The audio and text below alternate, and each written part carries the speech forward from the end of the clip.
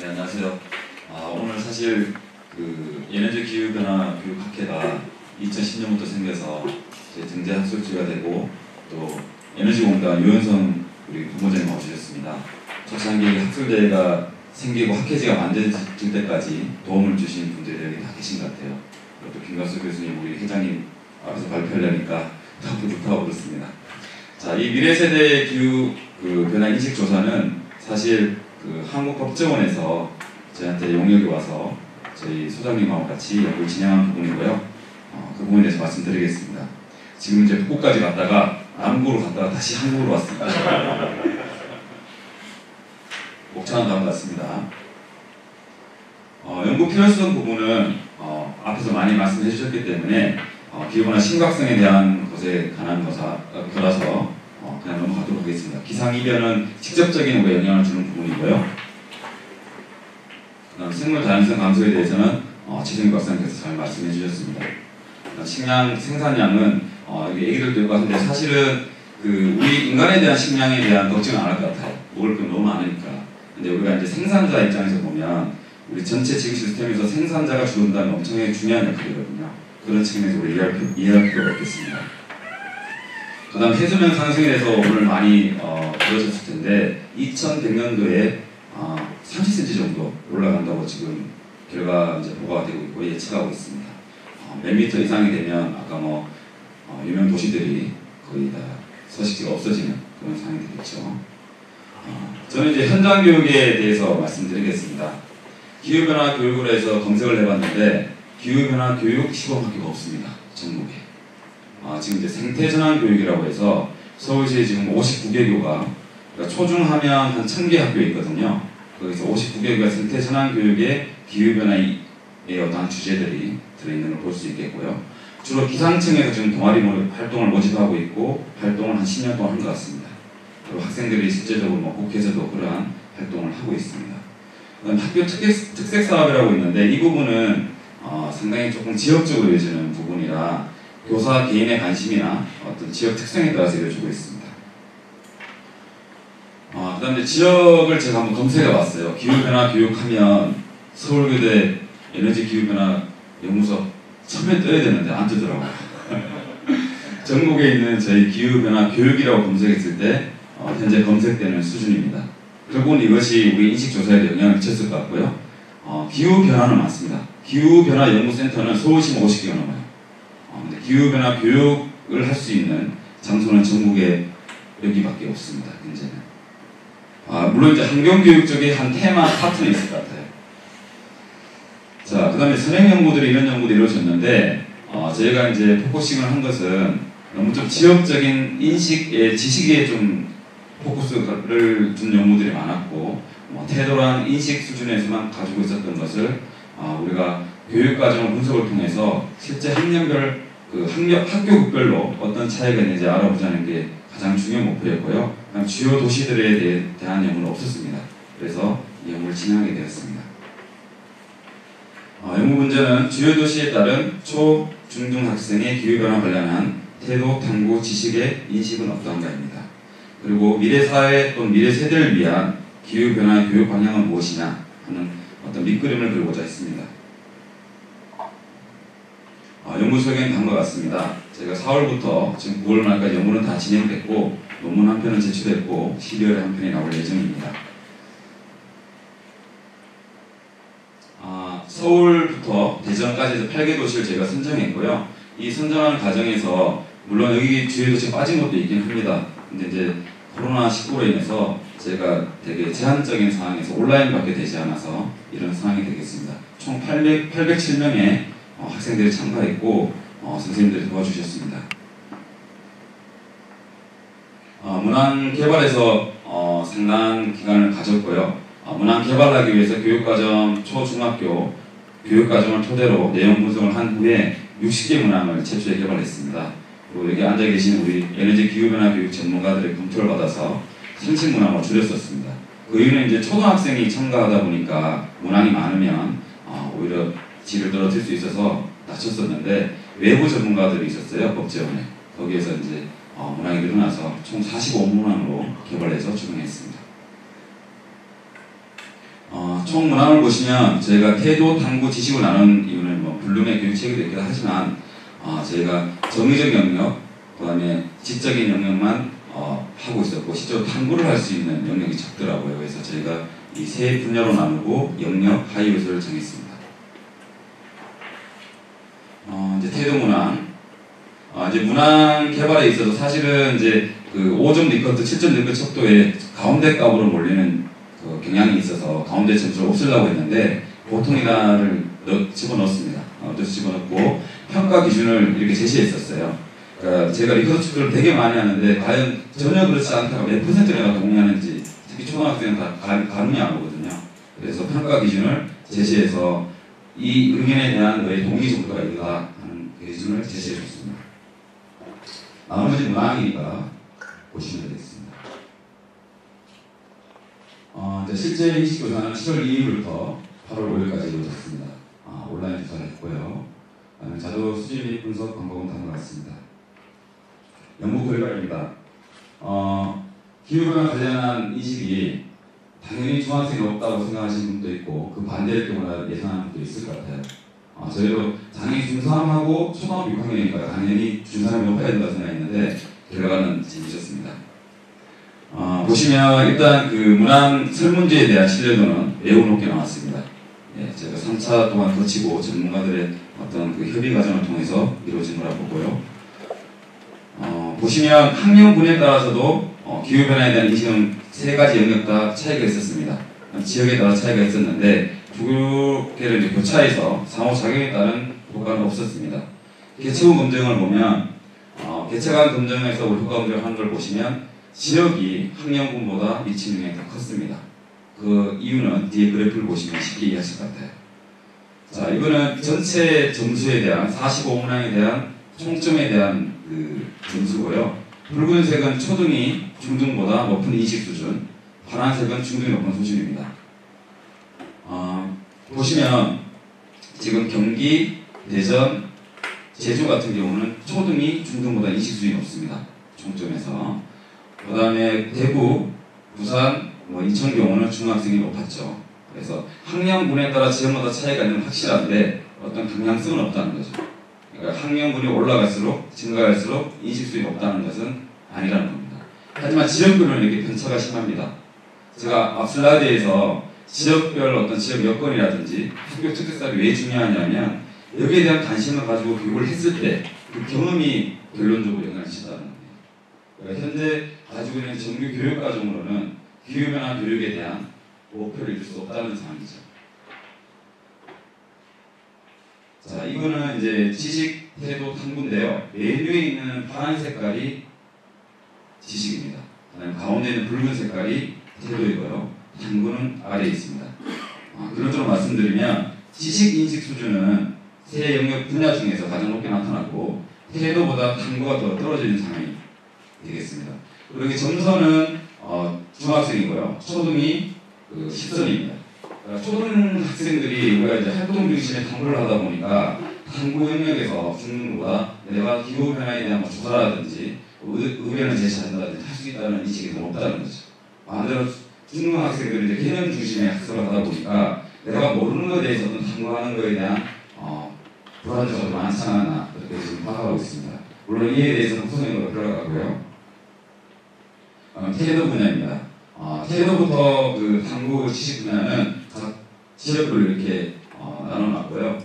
이걸 해석할 때 좀 문제점이 제가 지역별로 표본 학급이 적었습니다. 그러다 보니까 어떤 지역이 수준이 낮다라고 얘기하기 되게 어려운 상황이고, 하지만 이 지역적 편차가 단위학교 편차랑 동일한 상황으로 해석하시면 좋을 것 같아요. 어떤 지역 수준이 낮다 보다가는 이렇게 편차가 높다는 것을 이해해 주시면 되겠습니다. 나머지 내용은 동일하니까 제가 슬라이드 상에서만 보시면 될 것 같습니다. 그리고 이제 인터뷰를 했습니다. 인터뷰는 온라인으로 이메일 또는 전화 유선 통화를 했고요. 인천적인 학교에 나타났는데 그 특정 학교죠. 말씀을 드리면 그 학교의 원인이 뭐냐라고 여쭤봤어요. 그리고 기후변화 인식이 점수 높다 낮다고 말씀드리지 않았고, 근데 우리 지역은 이런 어떤 여건이나 교육 경험이 부족하다라고 말씀하셨고, 부산은 반대로 이러한 연계한 프로그램을 많이 운영하고 있고 지역에서도 여건이 잘 돼 있다. 결론적으로 말씀드리면 교육적 경험을 가질 수 있는 기회가 지역별 편차가 크다는 걸 말씀드리고 싶습니다. 마지막 결론입니다. 저희가 학회가 2010년부터 생겨서 지금까지 꾸준히 연구를 하고 있고 에너지공단의 지원을 받아서 학회가 정상으로 올라왔습니다. 지금 이제 요즘 지원이 안 되고 있는데 아까 윤혜리 교수님께서 말씀하셨죠. 경제가 되게 중요합니다. 계속적인 에너지공단의 지원을 받아야 되는데 우리 이영선 본부장님 어떻게 가능한가요?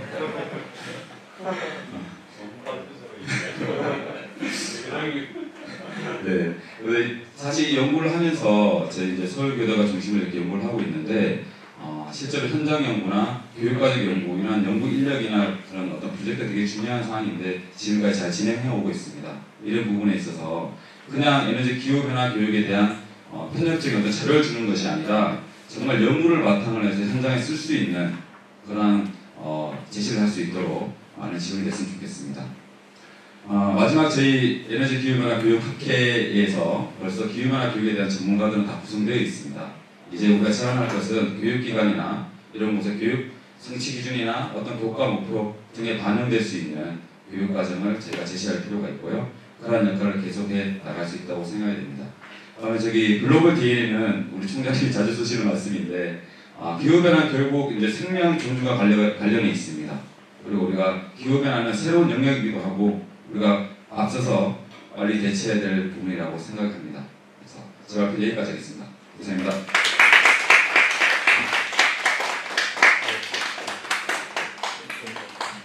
네, 감사합니다. 기후변화 연구를 많이 하셨더니 환경에 대한 대응도 잘 해주셔서 강의를 아주 컴팩트하게 잘 해주신 것 같습니다. 여기에 대한 토론은 박형민 박사님께서 토론을 해주시겠습니다. 네, 안녕하십니까. 저는 발표 1에 대한 발표 1에 대한 토론을 맡게 된 서울 난양초등학교 박형민이라고 합니다. 먼저 이렇게 기후변화 또 개선 방향을 제시할 수 있는 훌륭한 연구를 해주신 연구진들께 박수를 보내고 싶습니다.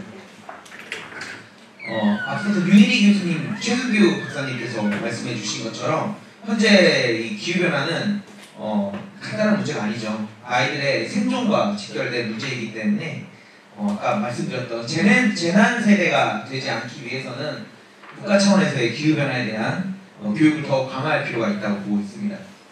다행히도 2015 개정 교육과정에서는 30가지 이상의 범교과 주제 중에서 10개로 축소를 하면서 그 중에 이제 환경 지속 가능 발전 교육을 지정을 했죠. 이런 점들이 이제 굉장히 고무적인데 범교과 학습이기 때문에 따로 성취 기준이 지정되어 있지는 않고요. 교과랑 창의적 체험 활동을 하면서 통합적으로 그냥 단위 학교에서 담임 선생님들이 이제 운영하는 정도입니다. 그런 점들이 좀 아쉽죠. 이제 범교과 학습 주제라는 것은 지금 환경 교육뿐만 아니라 보신 바와 같이 너무나 많은 것들을 이제 학교에서 해야 되는 상황이죠. 그러다 보니까 그 법령으로 이제 지정된 수많은 이제 안전보건 교육 같은 경우에는 83시간을 해야 되고 인권 교육, 다문화 교육 해야 될 교육들이 워낙 많기 때문에 이 기후변화 교육, 환경 교육은 제대로 실시되기가 어렵습니다. 실제로 올해 조사한 연구 결과에 따르면 국가환경교육센터에서 교사들 대상으로 조사를 해보니까 환경교육이 범교과 주제로 충분히 실행되고 있지 않다고 81%의 교사가 이제 응답을 했는데요. 제가 이제 근무하고 있는 서울시 초등교육에서는 서울특별시 교육청 학교 환경교육 진흥 조례를 2018년 1월에 검토를 해가지고 다행히도 1년에 적어도 7시간은 학생들한테 이러한 환경교육을 해라라고 의무로 지정한 건 아니고 권장을 했습니다. 이런 것들이 이제 지자체에 따라 달라요. 부산에서는 몇 시간 해라, 충남에서는 주당 1시간 해라, 이런 게 이제 다 다르기 때문에 아무래도 지역청별로 이런 인식의 차이가 생긴 게 아닌 것 같다, 아닌 게 아닌가라는 이제 생각이 들었습니다. 특히 이제 또 기후변화 교육과 이제 가장 관련이 이제 깊은 교과 과학이라고 볼 수 있는데, 날씨와 생활, 오륙학 연구로 예시를 들었을 때 날씨와 생활이나 계절의 변화, 생물과 환경 단원에서 이제 기후변화 교육을 끌어들일 수 있는데 좀 안타까운 점은 대부분이 다 어떤 기상 현상과 관련된 그런 사실과 관련된 이야기이기 때문에 제대로 된 기후 변화를 진행하기 위해서는 어떤 가치 판단과 관련이 있는 사회라든지 도덕 실과와 같은 교과를 통해서 융합이 이루어져야 온전한 형태의 기후 변화 교육이 가능할 것 같습니다. 특히 사회에서는 지속 가능 발전, 지속 가능 발전이라는 키워드가 지속적으로 나오고 지구촌이라는 키워드가 나오기 때문에 이 융합이 이루어져야 되는데 사실 이 융합을 하려면 교육과정 재구성을 해야 하지 않겠습니까? 단위 교사들은 굉장히 그런 것에 대해서 부담을 크게 느끼고 있기 때문에 솔직히 현장에서 기후변화 교육은 제대로 실시되고 있다고 볼 수 없죠. 이러한 결과가 연구진들의 연구 결과에서 잘 드러난 것 같습니다. 100점 만점으로 기후변화 인식을 태도 탐구 지식면에서 보았을 때 약 74.1점 정도의 인식률을 가지고 있었죠. 이것들 더 끌어올리기 위해서는 앞서 말씀드린 바와 같이 학교 교육의 강화가 필요한데 현재 수준에서의 병교과 학습 주제로 남는 게 아니라 특정 교과에서 학습 요소로 들어가고 또 성취 기준으로 기후 관련 요소들이 들어가야지만 되지 않을까라고 토론자는 좀 생각을 했습니다.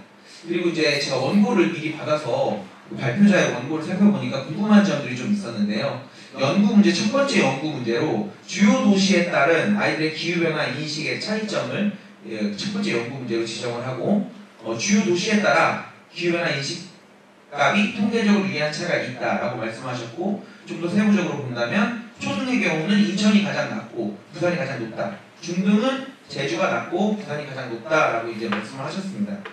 저도 이제 동의를 하는 게 부산 같은 경우에는 2019년 9월에 작년이죠. 아예 그냥 부산이라는 도시 자체가 환경교육 도시다라고 이제 선언을 해서 교육적으로 엄청나게 밀어주고 있죠. 그래서 부산이랑 충남 같은 경우가 지금 이렇게 밀어주고 있는데 이러한 지자체의 관심이 자연스럽게 학생들의 기후변화 인식의 인식률을 높이는 그런 영향을 하지 않았나 싶고 그래서 신뢰도가 높은 어떤 연구 결과라고 생각하는데 한편으로는 표본이 굉장히 작은데 부산 지역의 두 학교, 세 학교 이런 것들 표본이 작다 보니까 주요 도시에 따른 차이기보다는 우연히 표본이 된 학교 간에 점수 차이가 큰 것은 아닌가. 이것을 과연 주요 도시 간의 인식값의 차이가 있다라고 얘기하는 것이 맞을까라는 생각도 들면서 아마 어떤 그런 것들 예방하기 위한 절차를 밟으셨을 것 같은데 그런 게 뭐가 있는지 궁금했고요. 또한 이제 시도교육청별 환경지속가능 발전교육 관련 법령 실수가 아까 달랐는데 좀 살펴보면 필수 이수 시간을 지정한 교육청도 좀 있어요. 대전이나 경기나 전북, 충남, 서울은 권장 이수 시간으로 연간 7시간을 지정을 했는데 이러한 법령 실수의 값들과 지금 연구진들이 연구한 이 기후변화 인식 검사 결과 값들의 어떤 상관관계를 파악해 보는 것도 주요 도시 간의 이런 기후 인식 변화값의 차이의 원인을 밝히는데 뭔가 도움이 되지 않을까라는 생각이 들었습니다. 네, 이상입니다. 감사합니다. 토론 내용과 관련해서 발표자께서 한 1분 정도 간단히 대답해 주실 수 있겠습니까? 네. 토론자가 말씀하신 대로 사실 지역값으로 학대해서 하기는 좀 문제가 있습니다. 또 단위 학교 중심으로 열렸기 때문에 어떤 단위 학교에서 제공한 교육적 경험, 또 토론자가 말씀하신 지역적 교육적 여건 그런 것들이 아마 영향을 준 것으로 보이고요. 그러한 제한적인 부분은 논문에서 제가 쓰도록 하겠고 토론자 의견 잘 들었습니다. 네, 감사합니다. 두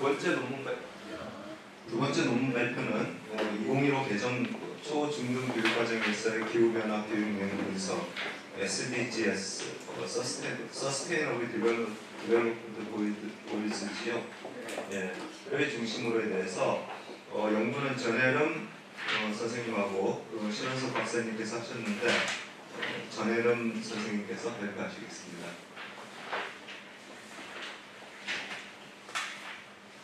안녕하십니까. 저는 서울 대동초등학교 교사 장예금입니다. 아까 신원석 박사님께서 발표해 주신 논문과 연계되어서 이번에 법제원 의뢰를 받아 함께 실시한 연구이고요. 관련된 발표 시작하겠습니다. 목차는 다음과 같습니다. 지금 계속 말씀드렸던 사안이라서 전 세계적으로 이슈가 되고 있는 기후변화 관해서 청소년들의 인식 수준이 그다지 높지 않다는 선행 연구들이 있습니다. 이어서 한국갤럽 자체 조사 실시 결과 2019년 결과입니다. 10대 인식률이 성인 30대 이상의 인식률에 비해서 그다지 높지 않다는 연구 결과가 있었는데요.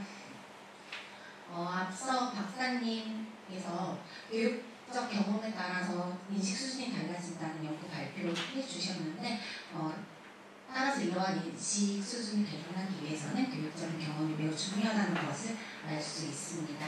따라서 기후변화 교육과정에 대한 충분한 분석을 바탕으로 학생 인식 개선을 위한 교육과정 마련이 시급한 상황입니다. 그 교육과정에 대해서도 선행 연구들은 많이 이루어졌었는데요. 대부분 이제 2007 교육과정 및 2009 교육과정 기반을 하고 있고요. 그리고 특정 학교급이나 교육과정에 중점을 두고 있습니다. 초등학교나 초등학교 과학과, 초등학교 사회과 이렇게 한정되어서 연구가 되어 있었고요.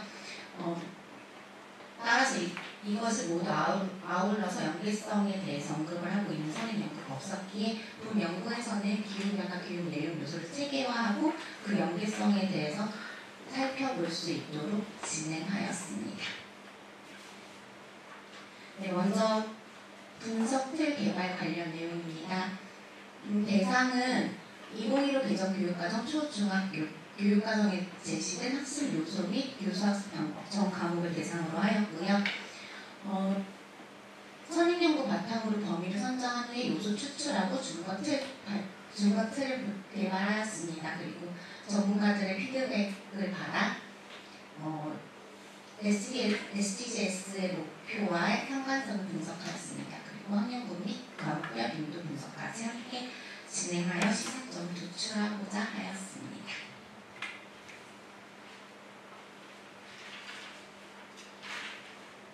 UN 지속가능 개발 목표는 아시다시피 2016년부터 2030년까지 시행되는 유엔과 국제사회 최대 공동 목표인데요.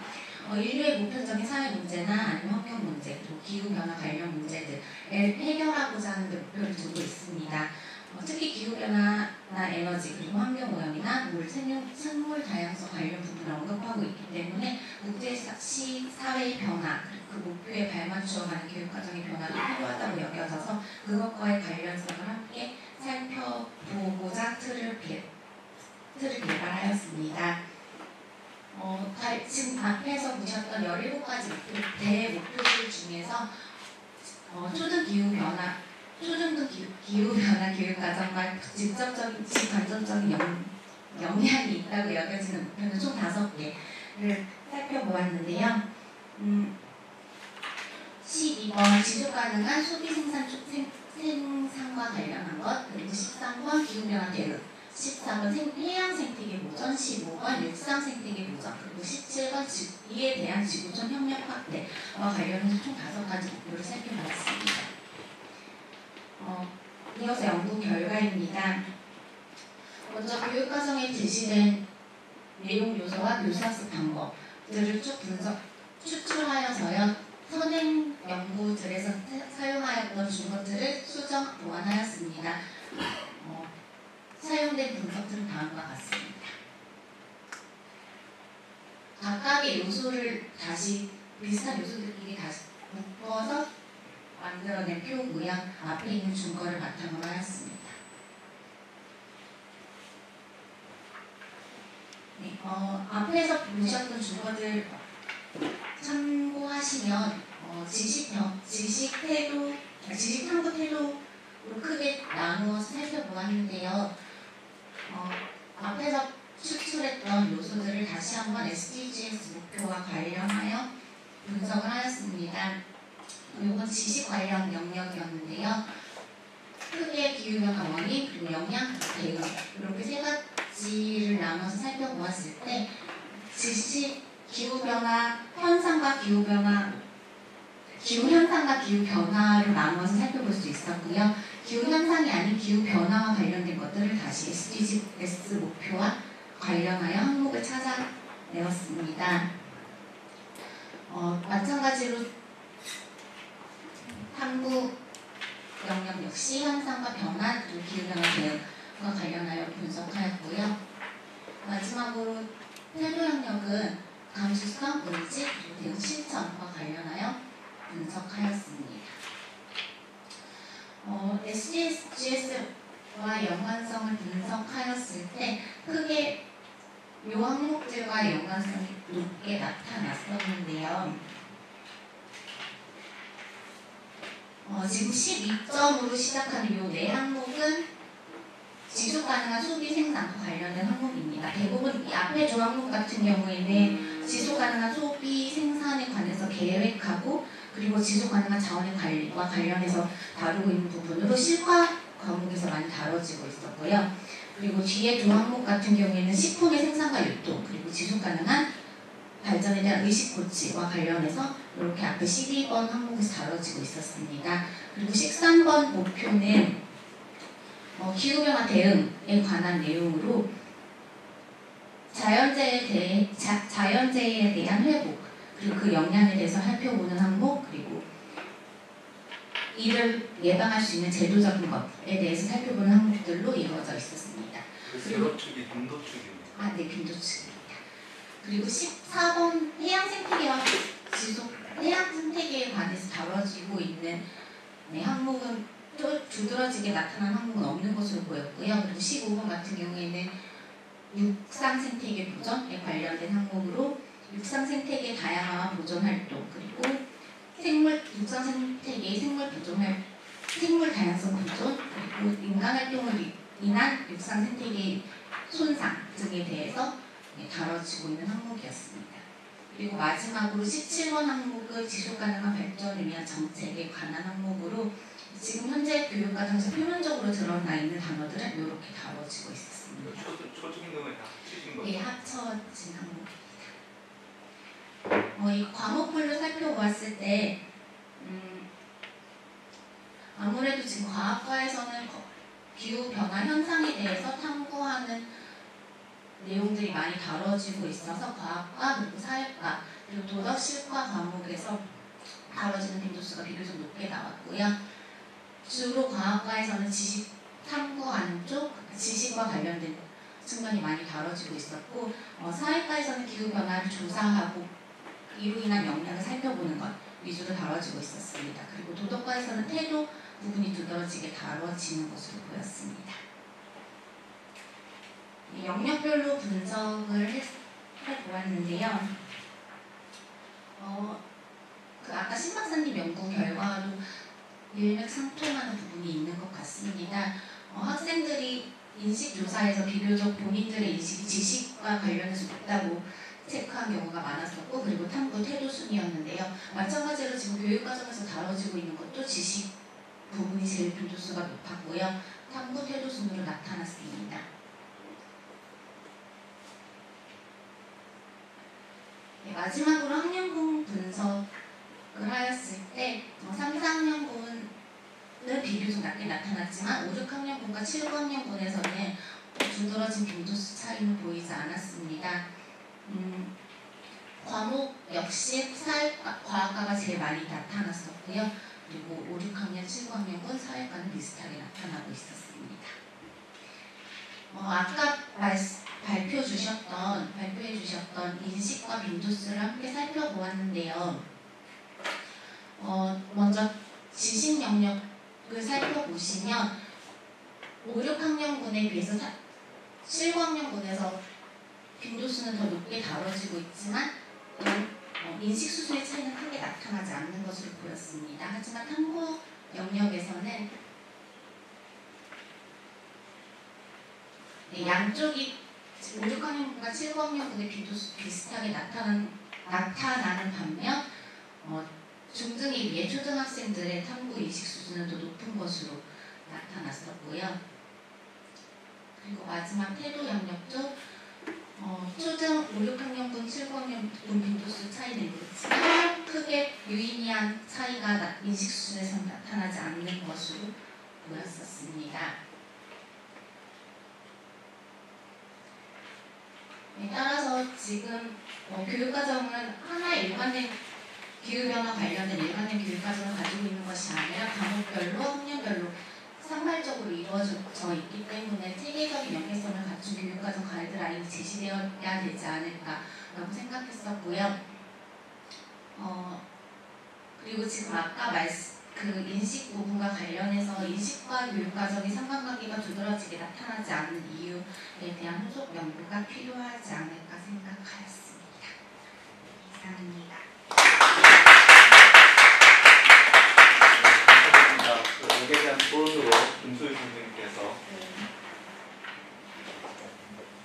네, 저는 PPT 자료는 따로 만들지 않았고요. 그 뒤에 보시면은 자료집에서 39쪽과 40쪽을 참고하셔서 같이 논의를 해봤으면 좋겠습니다. 저는 이제 교사로서 실제로 아이들과 기후변화 교육에 대한 수업을 계속 해왔었는데 심각성에 비해서 이제 저희가 교육 안에서 기후변화 교육을 하는 비교 이제 거기에 비해서 좀 적게 이루어진다고는 생각이 들지만 저는 연령 초기에 비해서 지금까지 학생들이 인식하는 수준은 매우 높아졌다고 체감을 하고 있습니다. 하지만 그 중요도에 비해 좀 부족한 것은 사실이기 때문에 아직까지 갈 길이 멀다고 생각을 하고요.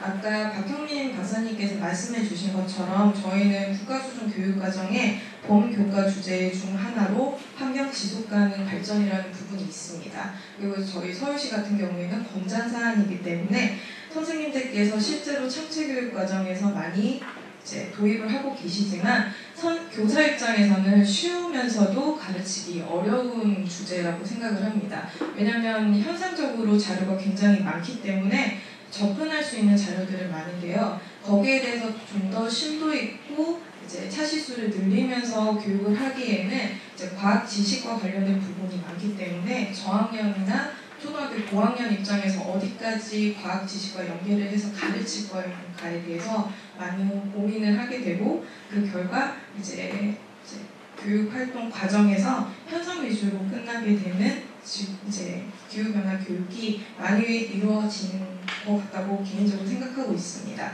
이제 전예름 선생님께서 말씀해 주신 것처럼 SDGs랑 비교를 해보았는데요. 이제 내용 학습 요소와 교수 학습 방법을 토대로 분석을 하다 보니까 진술 특징과는 이제 떨어져서 생각할 수 없다고 생각을 합니다. 그래서 아까 보여주셨던 SDGs의 그 진술 방식을 보면은 이제 저희 과학과랑은 조금 차이가 있고 상대적으로 도덕, 사회, 실과와 관련이 있다 보니까 카운트되는 수에서 조금 반영이 되었다고 생각을 하고요.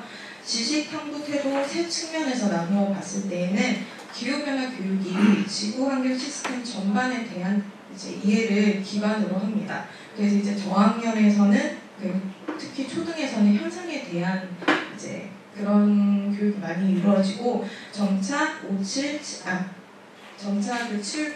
그 학년으로 높아갈수록 기후변화의 원인, 발생 과정 등에 대한 지식을 학습하는 비중이 커진다고 보여집니다.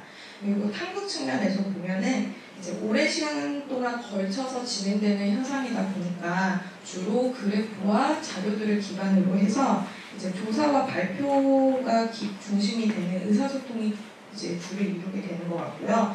점차 학년군이 높아질수록 이제 실험을 통해서 기후 발생의 원인에 대해서 확인하는 비중이 높아지는 것 같습니다. 그 다음에 태도 측면에서 보면요, 이제 기후변화 교육과 관련 있는 교과가 과학, 사회, 도덕, 실과로 크게 볼 수가 있는데 과학과와 사회과는 탐구활동이 강조되는 교과이고 도덕과가 상대적으로 의지 및 실천과 관련이 높습니다. 그리고 교육과정 문서를 살펴보게 되면은 상대적인 진술량도 도덕과가 사회과나 이제 과학과에 비해서 좀 적기 때문에 이제 태도에 대한 그 분석이 조금 적다라고 생각이 될 수 있고요. 하지만 절대적으로 여러 교과 안에서도 태도에 대한 진술이 부족한 것은 사실이기 때문에 이 부분이 개선되어야 된다고 생각합니다. 그래서 이제 저도 아이들과 기후변화 교육을 많이 하다 보니까 드는 생각이 기후변화 교육에 대한 가이드라인을 제시를 해야 되는데 교육과정 문서상에 들어가기에는 이제 조금 한계가 있다고 생각을 해서 이제 어느 학년에서 어느 영역과 어느 지식을 포함을 해서 가르칠 수 있는지에 대해서 포괄적인 지표를 제시해야 한다고 생각을 합니다. 그리고 또 두 번째로 생각이 드는 것은 통합단원으로 이제 기후변화 교육을 실시하는 것이 어떤가라는 생각을 해봤는데요. 예를 들어 이제 과학과 같은 경우에는 물의 여행이나 에너지와 생활 같은 단원이 있습니다. 아까 초반에 설명드렸던 것처럼 기후변화 교육은 지구환경 시스템 전반에 대한 지식이 필요하기 때문에 한 교과 영역에서 특정 영역에서 가르치기에는 분절적으로 가르치는 한계에서 벗어날 수 없다고 생각을 합니다. 그래서 이제 지식 탐구 태도를 균형 있게 함양시키고 여러 교과와 학력 영역에서 단편적으로 이루어지는 것을 이제 극복을 하려면은 특정 교과 내에 통합 단원으로 가르치는 것이 어떨까라는 생각을 하면서 토론을 마치도록 하겠습니다. 조대림 선생님, 토론과 관련해서 하실 말씀 있습니까?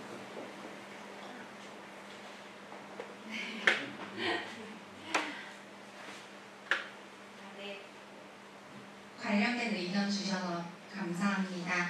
아까 말씀해 주신 것처럼 그 유엔 지속가능 개발 목표의 진술과 교육과정의 진술의 한계 때문에 그렇게 분석이 된 부분이 있는 것 같아서 좀 덧붙여서 말씀을 드리면 지금 다 여러 과목의 전 과목에 그리고 지금 초등학교부터 중학교까지의 교육과정을 다 아우르다 보니 교과서가 아니라 교육과정에 한정해서 분석을 하게 되었고요. 자세한 부분들을 교과서를 분석할 수 있는 후속 연구가 진행이 되면 그 연관성에 대해서 더 깊게 알 수 있지 않을까 생각하였습니다.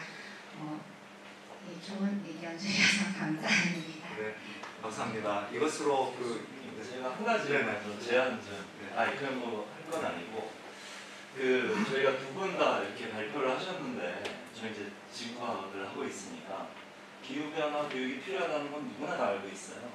근데 교육과정에 왜 못 집어넣을까요? 교육과정 어디에도 기후를 하는 말은 없습니다. 초등학교군요. 그러니까 저희가 이제 그 이유를 좀 생각을 해봐야 될 것 같아요. 그러니까 아까 답이 윤일 교수님 말씀하신 강의에 있는데요. 기후변화에 미치는 영향을 주는 요인이 기온 강수예요. 그 다음에 아까 기후 시스템 요소를 보셨지만 학생들에게 알려줄 수가 없어요. 위계가 맞지를 않아요. 그러니까 기후변화 교육이 필요하다는 건 누구나 알고 있으면서도 이게 초등학교 학생들에게 교육과정에 맞춰서 넣기에는 이게 한계가 있는 겁니다. 이거 우리나라만 그런 게 아니고요. 일본 교과서가 새로 작년에 나왔는데 일본 교과서 어디에도 기후라는 말은 없습니다. 이 개념 자체가 조금 좀 이렇게 상위 수준이에요. 그래서 제가 이제 늘 궁금했던 건 빈도수를 조사했대요. 근데 교육과정 어디에도 기후라는 건 다루고 있지 않는데 빈도수가 어떻게 나온 건지가 조금 궁금해서 저희가 이제 왜 초등학교에서 다룰 수가 없는지 그 이유를 좀 생각하고 그다음에 이제 다뤄야 한다면 어떻게 해야 되는지 그래서 기후변화 교육이 범교과 학습으로 자꾸 보내는 게 거기는 성취 기준이나 이런 게 필요가 없습니다. 그리고 평가를 하지 않아요. 그래서 이제 내용에 제한을 두지 않거든요. 그러니까 이제 범교과 학습으로 이렇게 보내는 게 그런 이유 때문이라고 저는 생각을 해요. 근데 지금 지속가능 개발 목표 말씀을 해주셨지만 저기에 따르면 모든 국가가 저게 이제 어떤 법률적으로 어떤 이런 걸 갖지는 않지만 그냥 행동으로서의 규범 역할을 하기 때문에 우리나라도 분명히 따라야 되거든요. 근데 저희 기후변화를 보면 그 중 요소 하나가 초등학교부터 대학교까지 초등학교, 중고, 상급 교육과정까지 기후변화 교육을 시키게 되어 있어요. 그래서 이제 저희가 에너지 변화 교육학회라든가 아니면 이 에너지 기후변화 교육 연구소 이런 차원에서 초등학교에서 교육을 이제 반드시 시켜야 돼요. 근데 이 교육과정에 들어갈 수는 사실은 다음 교육과정 2022 교육과정 나오지만 굉장히 부정적입니다. 아까 말씀하신 거 보면 교수님께서 말씀하신 거 보면 그게 너무나 개념 수준이 높아요. 근데 그거를 어떤 식으로 교육을 할 건지가 저희 학회에서도 좀 이루어지고 연구소에서도 그런 방향으로 좀 연구가 이루어지면 좋지 않겠나 싶어서 제가 뜬금없이 이런 제안을 좀 드렸습니다. 네. 적절하게 제가 저는 이제 다른 대학만 있는데 발표하는 이 내용을 보면 우리가 가르치려면 선생님들이 많은 걸 가르쳐야 돼요. 그죠? 그러면 근본적으로 유치원생 교육에도 이게 들어가야 되고 초등학교 교육대학교의 커리큘럼도 들어가야 되고 중학교를 가르치는 서울대학에도 교사 교육에 있어서 이게 들어가야 돼요. 선생님이 알면은 여러 가지를 본인이 맞춰서 할 수도 있어요. 근데 선생님이 모르면 접근이 불가능해요. 그렇죠? 그래서 교사 교육을 좀 더 이 기후변화라든지 환경이라든지 그리고 국가적인 아까 예술까지 그걸 가려면 교대든 사대든 커리큘럼에 변화가 있어야 돼요. 그러면 이건 큰 일입니다. 그죠? 그러면 선생님들이 아무리 분석해도 결과적으로 한계가 도출되는 거죠. 왜? 그거를 교육하는 교사들이 그만큼 수준이 저기서 요구하는 수준까지 못 미칩니다. 가르칠 수 없다. 그러면 국가적으로 교사 교육에 대해서 크게 투자를 하고 거기에 대해서 해줘야 돼요. 아까도 제가 말씀드렸지만 이 기후변화라는 것은 아주 장기간에 걸쳐서 일어나는 것이고 굉장히 투자가 많이 돼야 돼요. 그리고 같이 해야 돼요. 돈 많은 국가만 해도 되는 게 아니고 이 지구의 전반적인 거는 모두가 같이 해야 되거든요. 누가 분담을 해줘야 돼. 국가에는 돈 많은 사람이 좀 분담해주고 해야 되는데 안 해주면 아무런 교육을 해도 그 실천의 목표에 도달하기 어려워요. 이거 굉장히 어렵잖아요. 그죠? 그러면 적어도 교사들의 뭐라면 연수를 통해서 상당히 많은 시간을 교사 교육에 투자를 해요. 그것이 확실한 효과지 아무리 지금 이런 상태에서 분석을 해도 그 자리가 그 자리입니다. 그래서 제가 다른 데서 하다가 처음으로 있는 그런 느낌이 교사 교육을 확실하게 드려야 된다. 그렇게 하면서 내신합니다. 지금 이제 두 분 교수님께서 두분 교수님께서 굉장히 의미 있는 말씀을 하셨고요. 그래서 이제 아주 자연스럽게 그 다음 순서로 넘어갈 것 같습니다. 그 신동훈 소장님께서 이 종합 토론을 해주시겠습니다.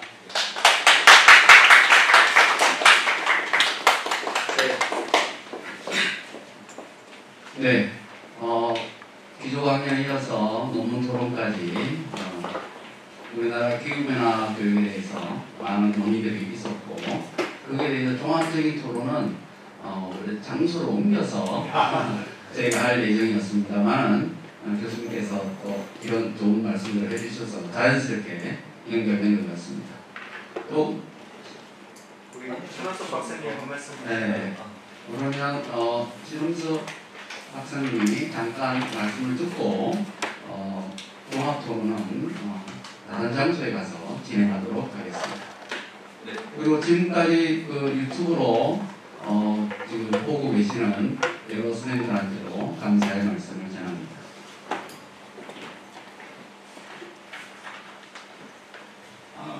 박재현 교수님하고 밀리 교수님 말씀 듣고 저희가 이제 초등 현장은 좀 다르거든요. 초등은 국어부터 해서 모든 전강으로 가르치고 있어요. 사실은 기후라는 개념이 되게 어려운 거거든요. 근데 지금 6학년 사회 같은 경우에서 기후권, 그러니까 어떤 기후, 자기 자연 환경에 따라서 어떤 생활 문화권이 바뀌고 이런 걸 배우고 있습니다.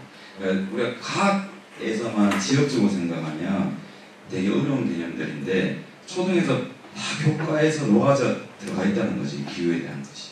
그래서 제가 말씀드리는 것은 따로 어떤 성취 기준을 제시하는 건 되게 중요한 건데 학생들한테 기후라는 것이 우리 학문적으로 봤을 때 어렵지만 어릴 때부터 지금 저런 동화책이라든지 과학책에서 계속 접해오는 상황이고 그런 상황이다 보니까 어떤 그런 기준을 제시하는 우리 같은 어떤 아까 기후변화 제가 교육 전문가로 말씀드린 게 그런 어떤 센터에서 어떤 각 교과에서 어떻게 반영해야 된다 정도가 제시해 줘야 되고요.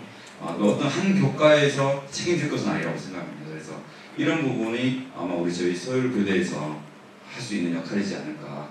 그래서 특히 우리 교대 같은 경우는 모든 교과 교수님들이 계시기 때문에 머리를 모아서 의견을 제시해주고 현장에 좀 녹아낼 수 있는 그게 가능하다고 저는 생각을 하고요. 지금 제시해 줘야 되는 상황입니다. 선생님들은 국어부터 음악, 미술, 체육 이것까지 다 가르치고 있어요. 근데 거기에 기후변화에 대한 모든 내용들이 녹아 있는데 이걸 어떻게 학습 목표나 기준을 가져야 될까는 제가 의문이거든요. 이런 부분을 좀 도와주시면 좋을 것 같습니다.